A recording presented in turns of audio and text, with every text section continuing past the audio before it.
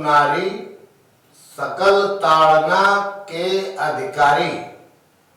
रामचरितमानस के इस चौपाई के संदर्भ में चल रही चर्चा पर मैं अनिल शुक्लवासी पूर्व सांसद अपने विचार व्यक्त करता हूँ।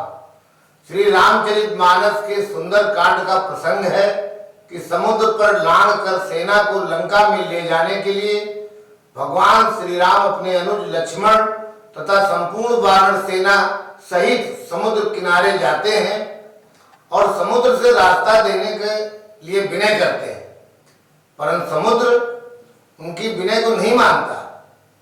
विनय न मानत जलद जड़, गए 3 दिन बीत, बोले राम सकोप तब, भय बिन होय न प्रीत।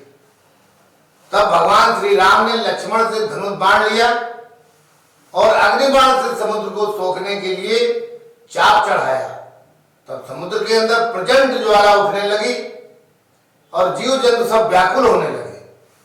तब समुद्र भयभीत होकर प्रभु के चरणों में आता है और भगवान से क्षमा प्रार्थना करता है और कहता है कि सभय सिंधु गई प्रभु बिन तेरे, क्षमो नाथ सब अवगुण मेरे, और गगन समीर अनल जल धरनी, इनके नाथ सहज जड़ करनी। अर्थात हे प्रभु, मेरे अवगुणों को क्षमा करें, क्योंकि ये सब स्वभाव से ही जड़ होते हैं, आपकी प्रेरणा से ये सृष्टि के लिए बनाए गए हैं और अपने जड़ स्वभाव में ही सुख पाते हैं। उसने प्रभु के चरणों में निम्न विनती किया कि प्रभु भल किनि मोहि सिख दीनी, मर जादा पुनि तुम्हारी कीनी, ढोल गवार शूद्र पशु नारी और सकल तारणा के अधिकारी। यह चौपाई जो इस समय चर्चा में है, इसके विषय में यह कहना है कि यह समुद्र द्वारा स्वयं भगवान से कही गई है कि हे प्रभु, हे सब स्वभाव से ही जड़ प्रगति के हैं, इसलिए हे सब विशेष ध्यान के अधिकारी हैं। यहाँ ताड़ना से तात्पर्य प्रताड़ित करना या सजा देने से नहीं है। यह शब्द यहाँ पर क्रिया यानी वर्ब के रूप में नहीं इस्तेमाल किया गया है। यहाँ ताड़ना का तात्पर्य संज्ञा यानी नाउन। विशेष ध्यान, जैसे घर में कोई कमजोर बच्चा होता है तो माता पिता उसे ताड़े रहते हैं, अतः ताड़ना का तात्पर्य विशेष ध्यान देने से है। द्रौपदी के स्वयंवर में अर्जुन की दृष्टि मछली के आंख पर थी। वह मछली के आंख को ही ताड़ रहा था, यानी कि विशेष ध्यान दे रहा था। यहाँ ताड़ना का अर्थ लोगों को विशेष ध्यान देने से है। इसलिए समुद्र भगवान श्री राम से विशेष ध्यान देने की बात कह रहा है।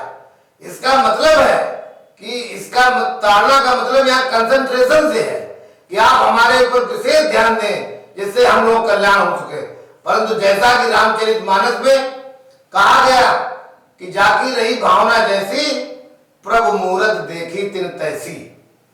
इसलिए तात्पर्य की जैसी जिसकी भावना है वह इसका वैसे ही अर्थ निकाल रहा है। भगवान श्री राम का संपूर्ण जीवन अनुसूचित जात अनुसूचित जनजाति के उद्धार में ही लगा रहा। उन्होंने भालू बानरों की सेना बनाकर यानी समाज के निचले स्तर की सेना बनाकर रावण की नगरी लंका पर विजय प्राप्त की। और चूंकि रावण ब्राह्मण था, इसलिए वहां का राज्य भी रावण के छोटे भाई विभीषण को दिया और बाली का वध करने के बाद किष्किंधा का राज्य भी उनके भाई सुग्रीव को दिया। श्री राम के जीवन में कभी कोई स्वार्थ नहीं था। जंगल में जनजाति की महिला सबरी के झूठे बेर खाए, निषाद राज को अपना परम मित्र बनाया, जटायु गिद्ध जाति का था, उसे अपने गले लगाया। इसकी चर्चा कोई नहीं करता। भगवान श्री राम हमेशा अपने भक्तों को गले लगा के ही रखे।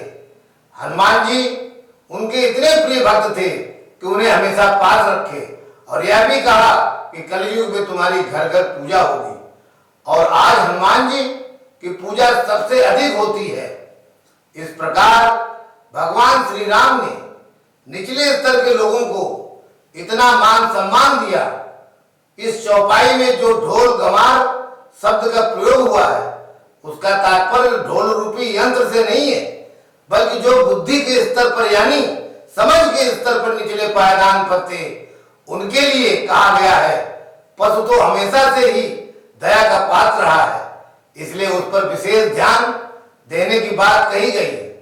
जहां तक नारी की बात है, भगवान श्री राम ने हमेशा नारियों का सम्मान किया है। युद्ध समाप्ति के बाद जब लंका के युद्ध मैदान में श्री राम बैठे हुए थे और विचार कर रहे थे कि इतना बड़ा नरसंहार युद्ध में हुआ है, उसी समय रावण की पत्नी मंदोदरी श्री राम के पास आई। श्री राम ने उसकी परछाई देखकर ही समझ लिया था कि कोई महिला आ रही है।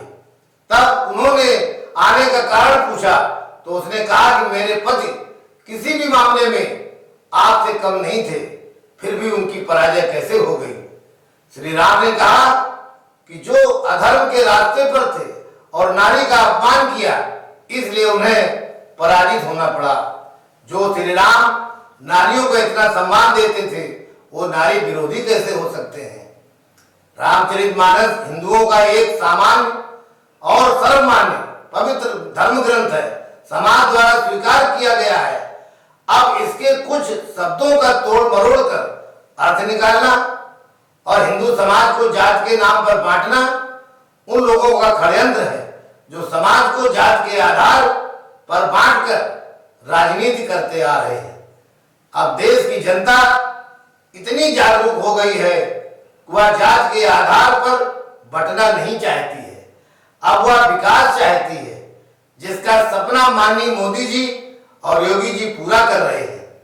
इस प्रकार जाति का मुद्दा अब राजनीति में धीरे धीरे अप्रासंगिक हो गया है, परंतु ऐसे लोग जिनके राजनीति का आधार ही जाति रहा है और सरकार के विरुद्ध कोई मुद्दा नहीं मिला जिसे उठाकर कोई जनता के बीच में जाए, तो वे पूरे इस प्रकार के मुद्दों को उठाकर राजनीति में प्रासंगिक बने रहना चाहते हैं।